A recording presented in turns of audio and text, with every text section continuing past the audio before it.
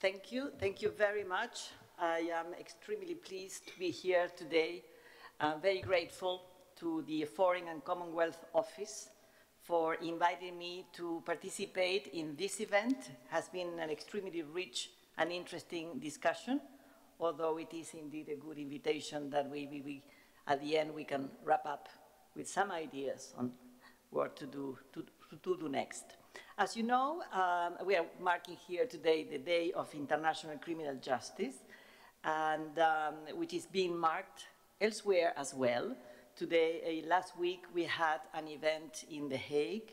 There was also one in Geneva. Today, there are events taking place in Dakar, organized by the president of the Assembly of State Parties of the Rome Statute, of the ICC. There is an event in New York. There is another in Kampala, Uganda, and many others organized by national authorities, national universities, it is good. As you know, this day, today, was decided in the review conference of Kampala in 2010 to mark the adoption of the Rome Statute on 17 July 1998. This adoption was a historic achievement, so I am particularly honored to be introduced by Ms. Elizabeth Wilmhurst, who did so much to contribute to this historic achievement, and who continued to work to support the court in different capacities since then. So it's a great, great pleasure to be introduced by my former colleague and my very dear friend, Elizabeth.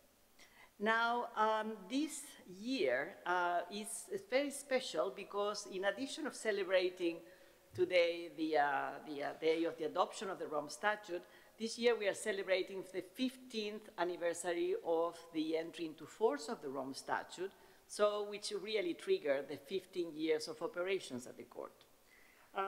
So we are marking a lot of celebrations, and we are going to be celebrating more next year because it's the 20th anniversary of the Rome Statute. And celebrations are, of course, very good opportunities, and actually that also triggers a trend to be self-congratulatory and complacent. But the organizers of this event have tried to avoid that by asking us to discuss achievements and challenges. So I'm going to be self-congratulatory for the first half of my presentation, and then I will really also address the criticisms and the challenges of the ICC. Now, in fact, there is a lot to say, but don't worry, I will not say it all, but there's a lot to say of what happened in the first 15 years, because much has happened. The court has proved that international criminal justice by the court, it is possible.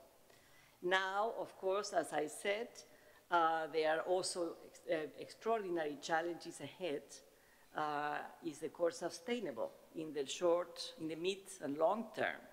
And this is going to be the second part of my presentation, where I will try to address some of the criticisms that has been through the ICC. The court has been criticized of being slow, of being weak, and of being selective. And I will try to address these three particular criticisms of the court. Now, let's start with the first part, the achievements, which is, in fact, the first and main and greatest achievements. And it's not just the ICC, is that the last 25 years, international criminal justice for the gravest crimes has been put firmly in the global agenda. So that is a great achievement, a great achievement. After decades of normative and institutional development in human rights and international humanitarian law, it was the time to enhance or try to enhance enforcement of these norms by bringing individual perpetrators before justice. So that was done, and international criminal justice now is an integral element of conflict resolution. Impunity is not an option anymore.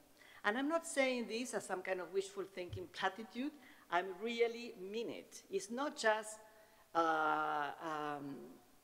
a moral declaration, it is in practice it's not an option any longer. And here we have listened to some of the panelists talking about universal jurisdiction for some crimes, action being taken by national systems, action being taken by the ICC, but also by other mechanisms. So, in fact, indeed, impunity is not an option, and justice is part of the expectations. And I heard this morning when there were discussions on whether in some contexts we should be looking into whether maybe other options would be better, like for instance, restorative justice, reconciliation, truth commissions, whether it would be better peace or justice, whether it's better to have peace first, sequencing, etc. Who is going to be doing the trade-off between peace and justice? That was another question.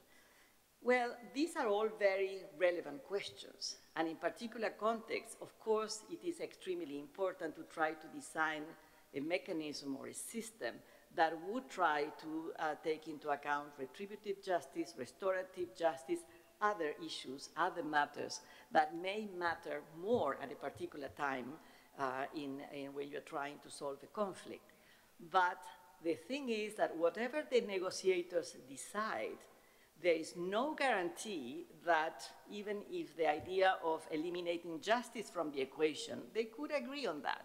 There is no guarantee that these assurances will prevail, because there will always be a national judge that may try to exercise jurisdiction of the basis of universal jurisdiction, extraterritorial jurisdiction of other kinds. So today, and I come from a region that I can also have experienced this, that immunity laws, amnesty laws, all these laws, there might be a time where they will simply collapse by the action of one judge. One national judge of any country can really take away all these compromises of diplomats at the end of a conflict. So really today, I think we see, after 25 years of pushing for a justice component, that this justice component is there. And of course, the first step, as we all know, was at the beginnings of the 90s, the establishment of the ICTY in 1993, ICTR in 1994, followed by the creation of the court at the late 90s, when idealism was still at its peak. Wonderful decade. We all remember this decade with a lot of nostalgia, wondering whether the creation of the court would be possible today. Well, this is an interesting question. I don't know, but it was possible then. And actually, it was adopted in the Rome Statute in 1998.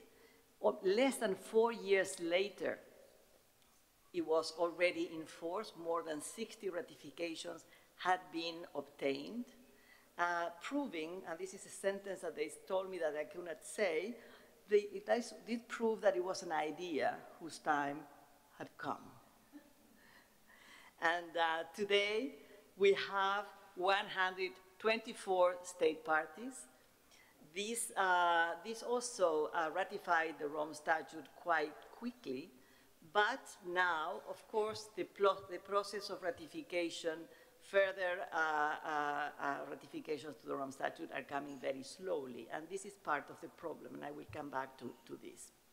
Now, after the ICC, after the adoption of the Rome Statute in 1998, the other ad hoc justice mechanisms were created: Timor-Leste, Kosovo, Sierra Leone, Bosnia and Herzegovina, Cambodia, Lebanon, most recently the African Extraordinary Chambers of Senegal, and the Special Criminal Court for the Central African Republic.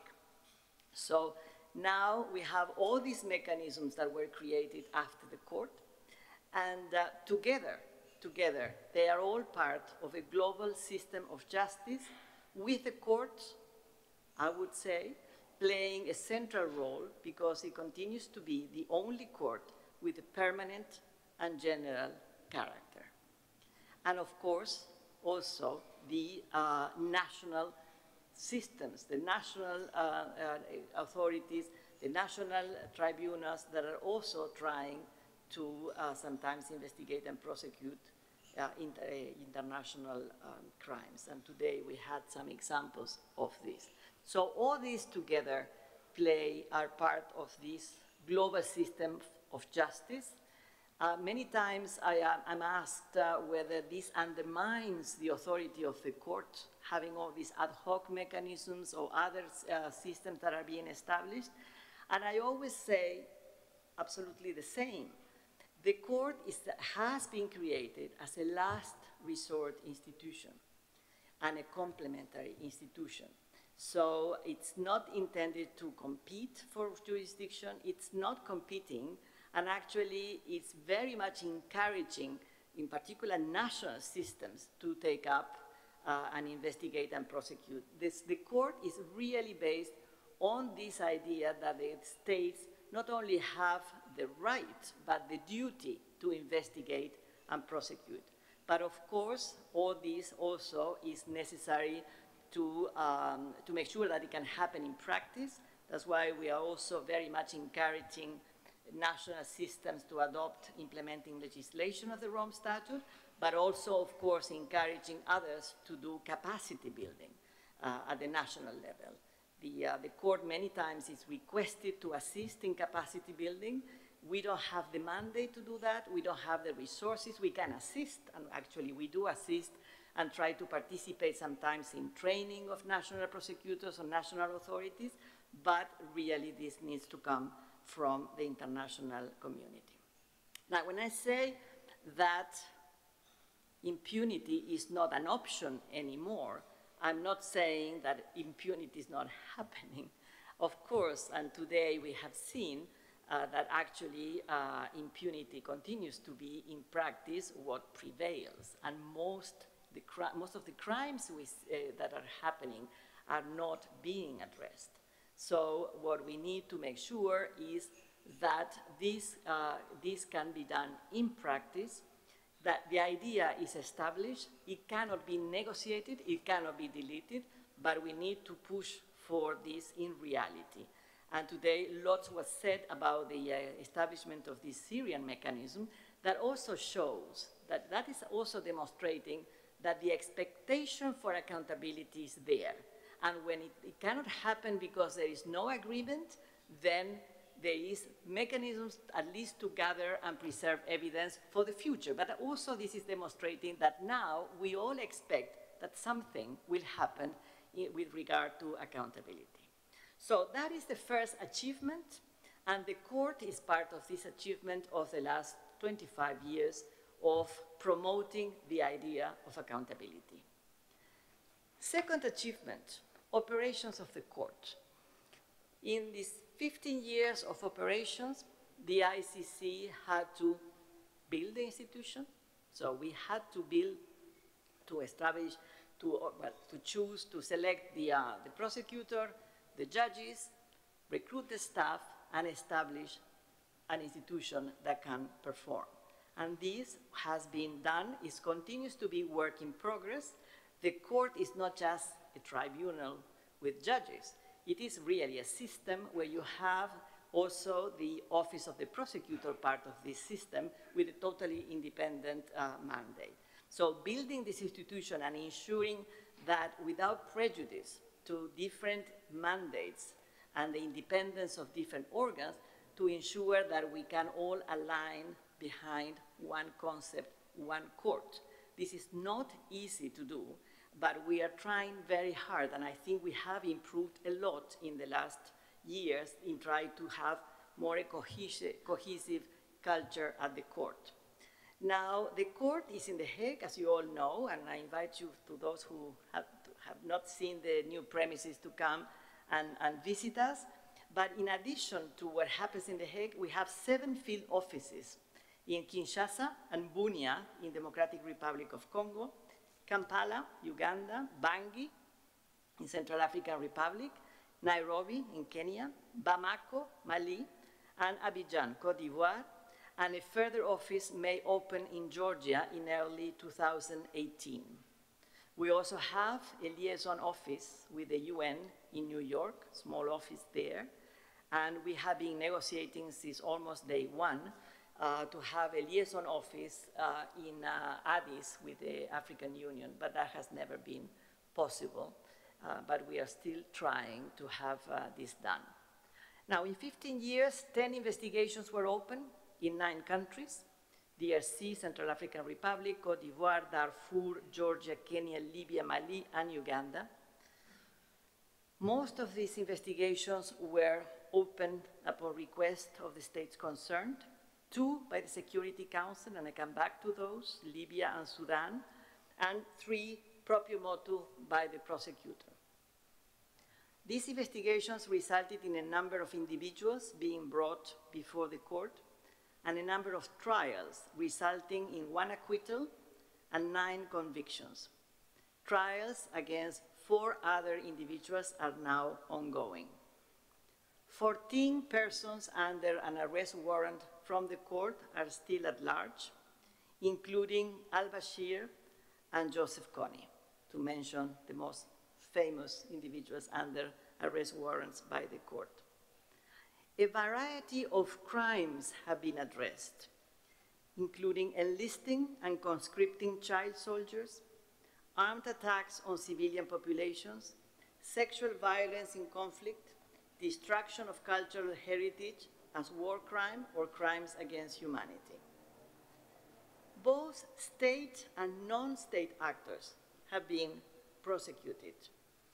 As you well know, the court has no jurisdiction of the crime of terrorism as such, but prosecuting individuals belonging to a variety of non-state groups, including persons with link to terrorist groups, have happened at the court. Actually, the majority of the individuals that have been tried by the court are indeed members of these groups, the last one being, the last person that has been convicted being al-Mahdi, who belongs to a splinter group of Al-Qaeda accused of the destruction of cultural property in Timbuktu, Mali.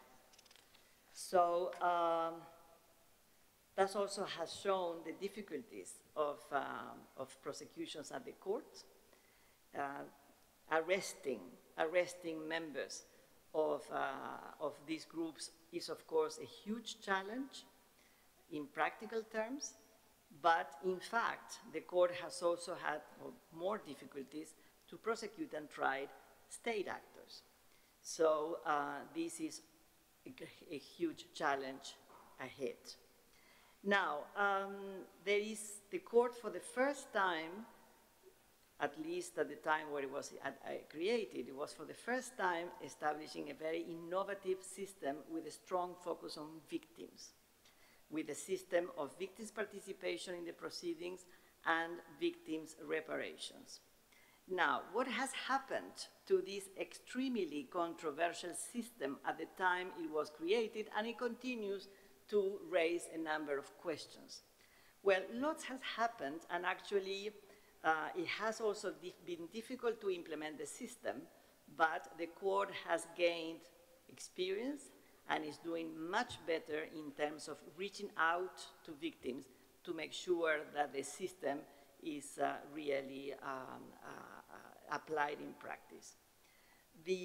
So far, almost 14,000 victims have participated in the proceedings through legal representatives. And now, upon the first convictions, reparations to victims have begun. The first orders upon convictions have been issued in the Katanga case and also Lubanga. And the Trust Fund for Victims has also provided assistance to victims within the assistance mandate of the Trust Fund, and they have provided assistance to almost 500,000 victims in Uganda and DRC in particular, but now they are expanding to Cote d'Ivoire. So this is a significant number of victims that are benefiting from the system. I was early this year, with the Trust Fund for Victims, visiting some of the projects they have developed in northern Uganda.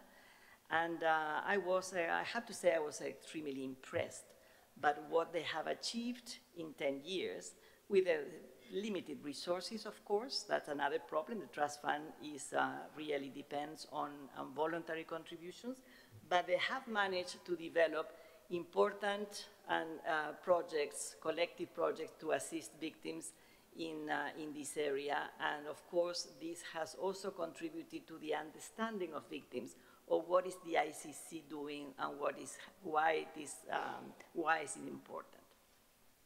Now, beyond the courtrooms, beyond even the situations under investigations, the Rome Statute has inspired states to update national criminal laws and to take steps to make national prosecutions possible.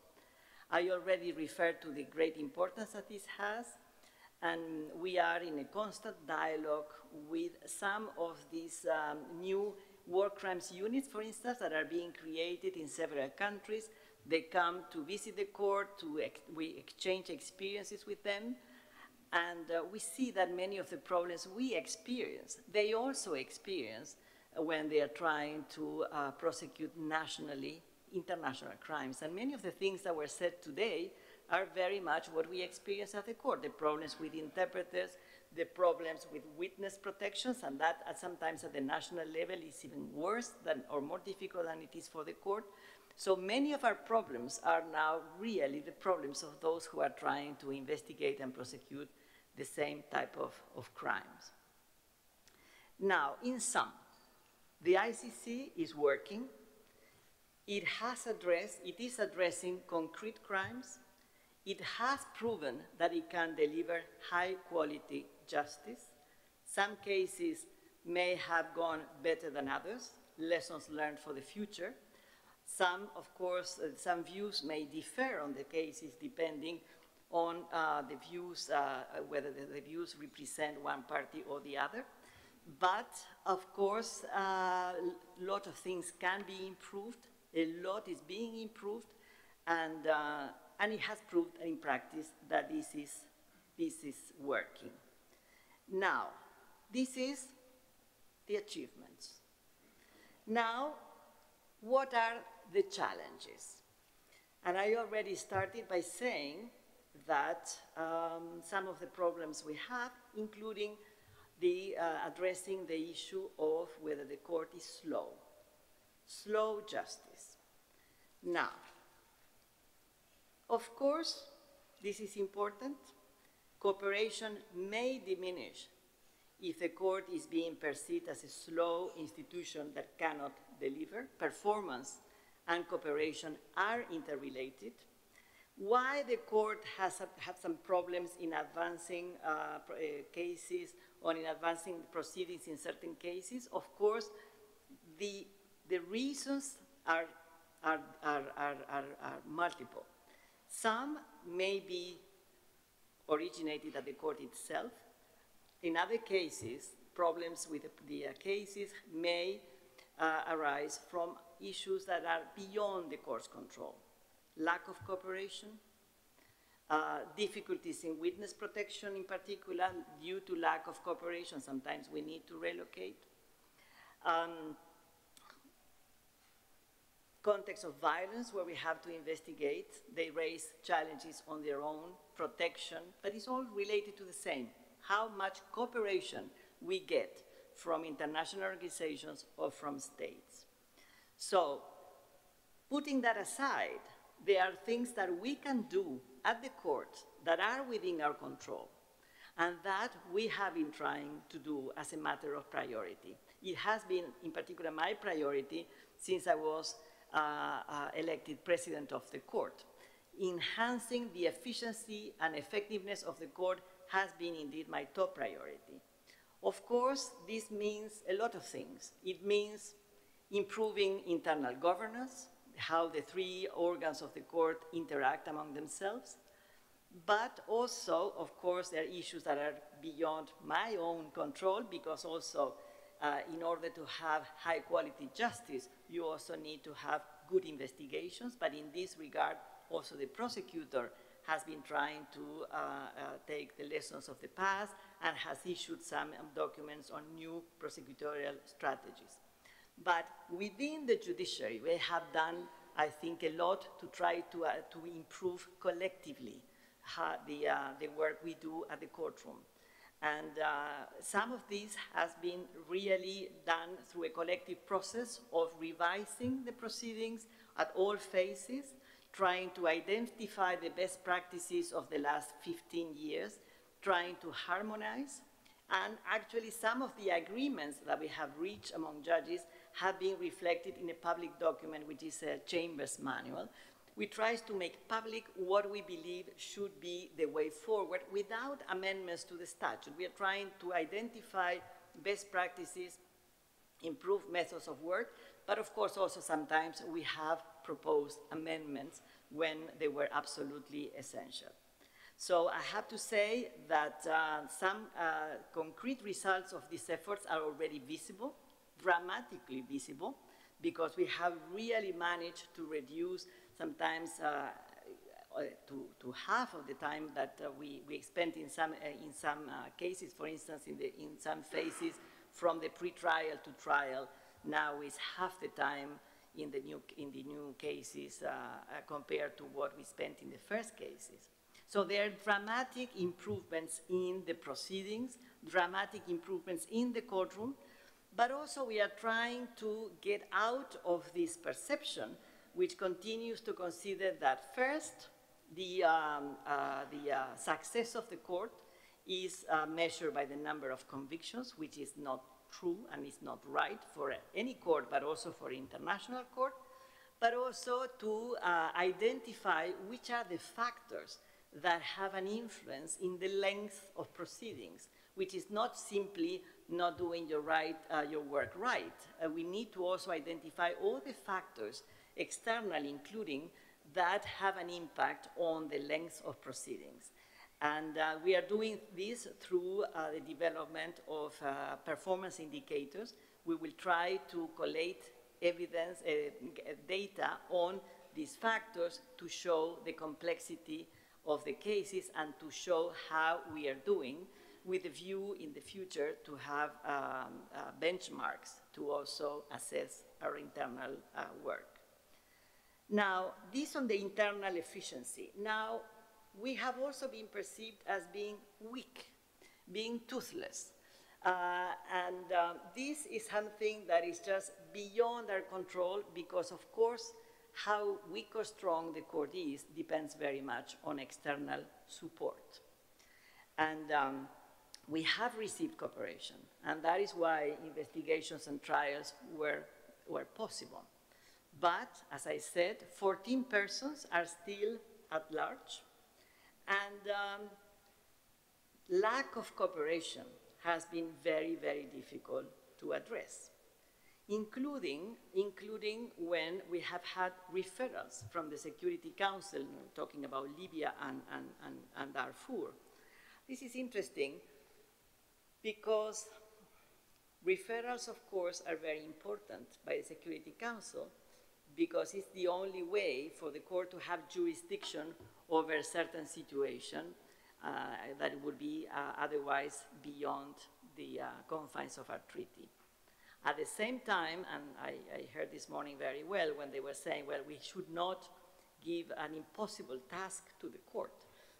And this is very, very true.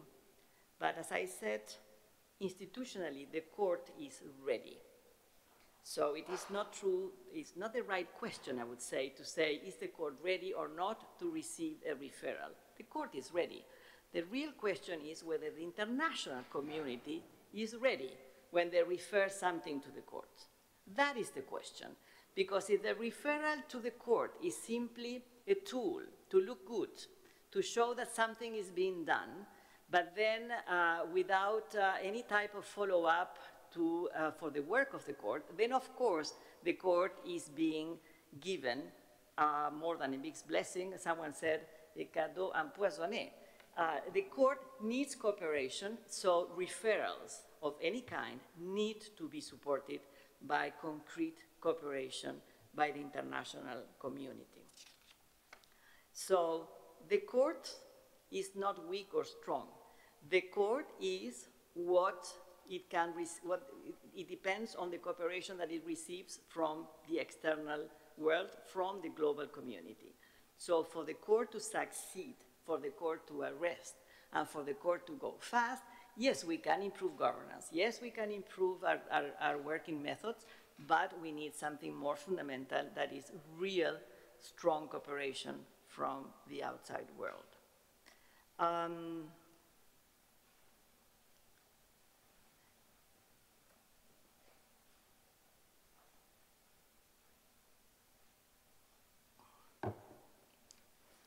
Third criticism is related to this in a way, is that the court has exercised selective justice. And of course, this addresses the question of the selection of situations and cases.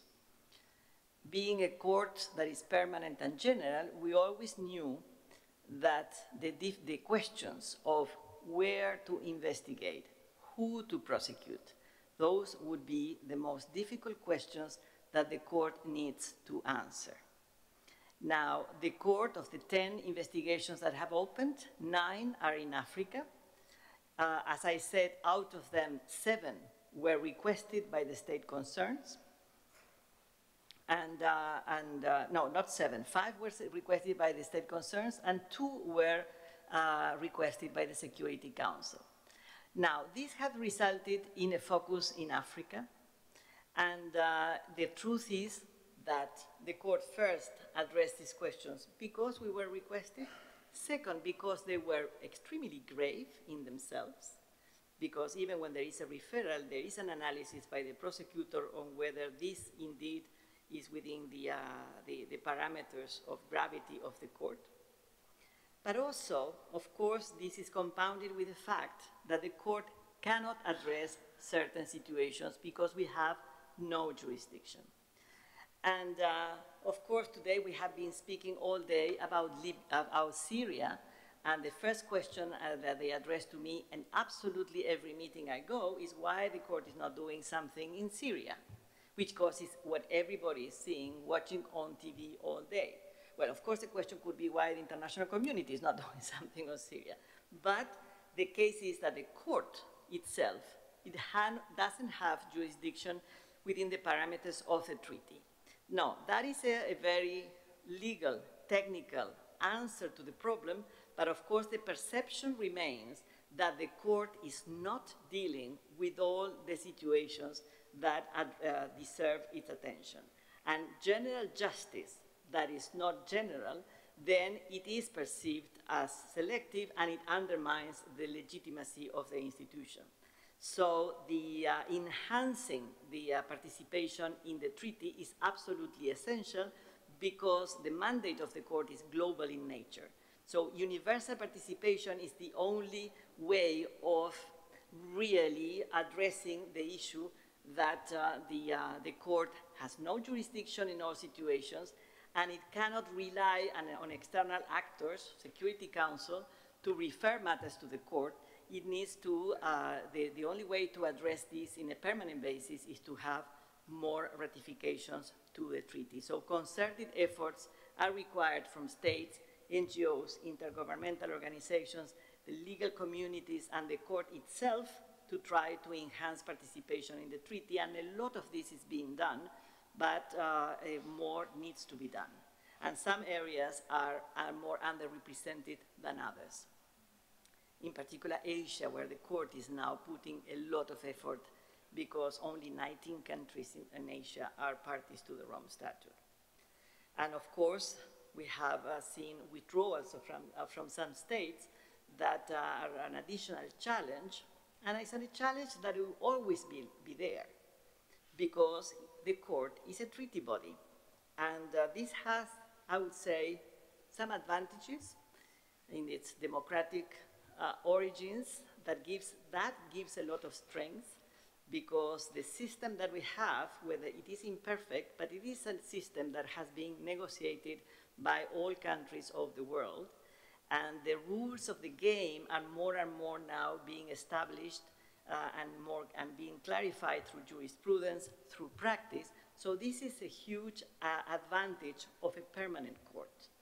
But, of course, being a treaty body, we have to accept that in the life of the court, we will have more ratifications, we hope, but also some countries that will be withdrawing at some point. This is something that we have to live with because, of course, the political context changes. So, all in all, and I will stop here so we have the time for an exchange, I would say that there is huge achievements that we can be proud of. The court has been made possible thanks to the concerted efforts of states and civil society. The court is a great accomplishment of multilateral diplomacy, but the sustainability of the court in the long term will also require the concerted efforts of the global community. The court is doing its part, striving to improve its performance, trying to engage in a constant dialogue with the global community in order to foster knowledge of each other and strengthen the system of global justice. We are trying to improve our efforts, enhance our efforts towards victims and local communities, but we do as much as possible in the understanding that it is for the court and the international community to work together to make sure that this huge accomplishment of the 20th century continues and in the 21st century and beyond. So thank you very much for your attention, and I look forward to your questions.